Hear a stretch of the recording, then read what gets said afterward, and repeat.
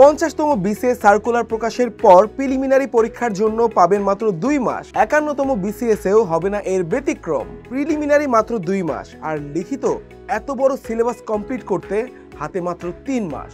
PSC তো তার roadmap বাস্তবায়নের ব্যাপারে দৃঢ় প্রতিজ্ঞ, কিন্তু আপনি কি আপনার প্রিপারেশনের রোডম্যাপ খুঁজে পেয়েছেন? পিএসসির রোডম্যাপে প্রিলিমিনারি পরীক্ষার পরের ধাপ হলো লিখিত পরীক্ষা, কিন্তু সফল হতে হলে আপনার রোডম্যাপে প্রিলি এবং রিটেন প্রস্তুতি নিতে হবে একই সাথে। আপনাদের প্রস্তুতিকে সহজ করতে জেনেসিস বিসিএস নিয়ে এলো 51তম বিসিএস প্রিলি প্লাস রিটেন ফাউন্ডেশন ব্যাচ। প্রিলি প্লাস রিটেন কম্বাইন্ড প্রিপারেশন, ভাবছেন কিভাবে সম্ভব?